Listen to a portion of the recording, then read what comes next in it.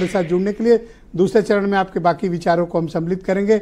वीरेंद्र जी भी हमारे साथ डिबेट में आ गए हैं। वीरेंद्र जी, अब तो बुलडोजर पर रोक लग गई है, तो अब सरकार के पास वीरेंद्र जी क्या विकल्प हैं, सरकार क्या करने वाली है, और इस ऑर्डर को यूपी सरकार ने किस दृष्टिकोण से लिया है? वीरेंद्र जी देखिए, बुलडोजर उत्तर प्रदेश से ही एक इसकी शुरुआत हुई और देश के विभिन्न राज्यों ने इसको अपनाया और योगी आदित्यनाथ की कानून व्यवस्था के लिए बुलडोजर एक प्रतीक बना।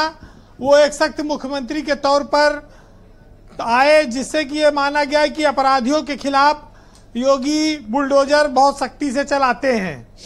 इसके बहुत सारे उदाहरण भी देखने को मिले, लेकिन शुरुआती दौर में बुलडोजर की बड़ी तारीफ हुई, लोगों ने बहुत पसंद किया।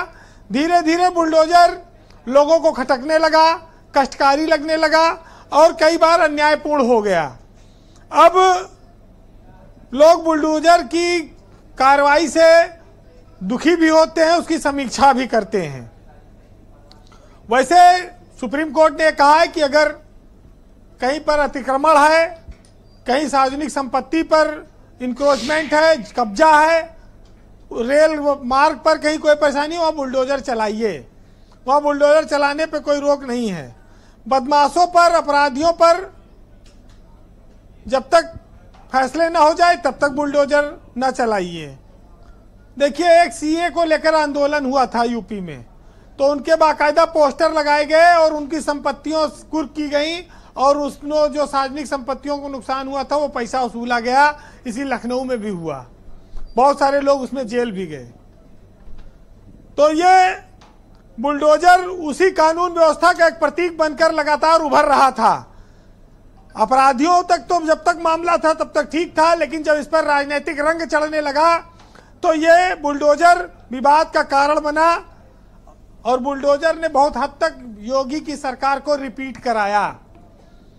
अब भयमुक्त समाज के चलते बुलडोजर धड़ाधड़ चल रहा था, लेकिन जब वो बरेली वाले विधायक ने पीपी लिख दिया, अपना वोट अवैध कर दिया, तब ये लगा कि अब ये राजनीति को भी प्रभावित कर रहा है बुलडोजर।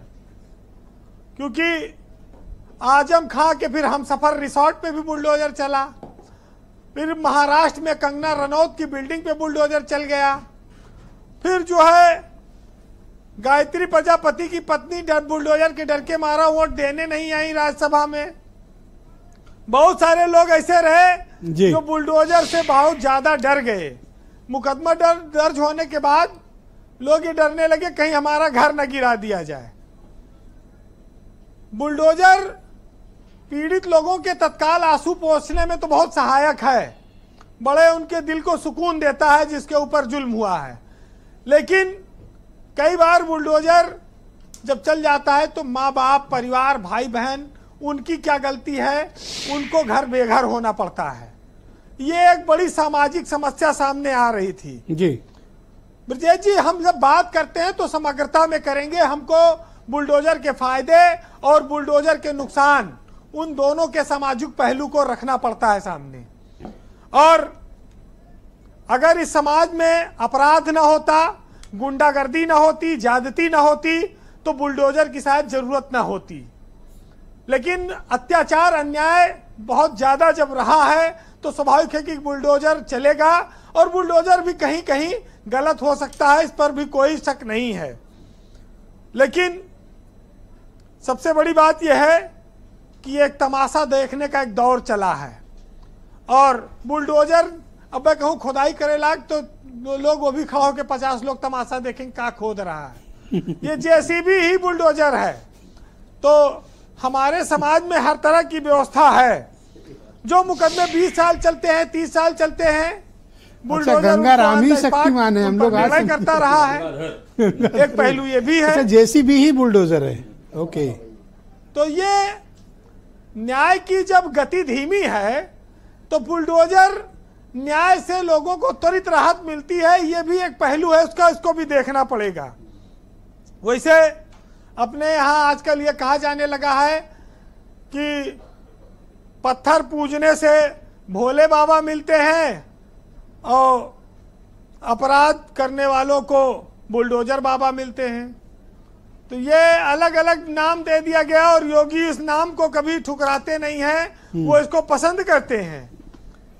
भोले बाबा और बुलडोजर बाबा में ज्यादा अंतर नहीं है, लेकिन कानून का बुलडोजर जब न्याय के लिए चले तब वो लोगों को राहत देता है, लेकिन अगर सत्ता का बुलडोजर चलता है तो फिर वो बुलडोजर नुकसान ज्यादा पहुंचाता है। जी। वैसे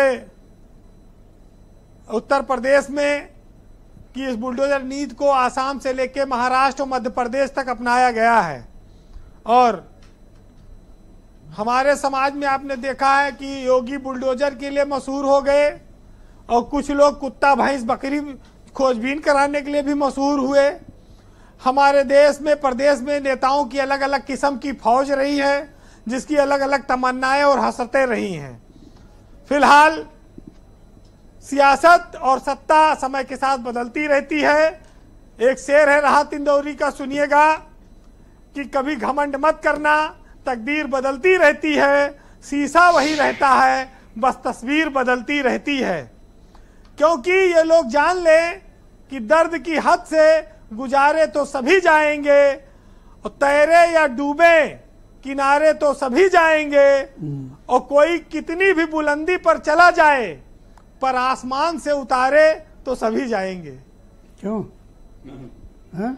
क्या बात, वाह वाह। ऑलराइट, बहुत शुक्रिया वीरेंद्र जी, आपको बहुत बहुत धन्यवाद। यहाँ कई आपको वाहवाह भी हो रही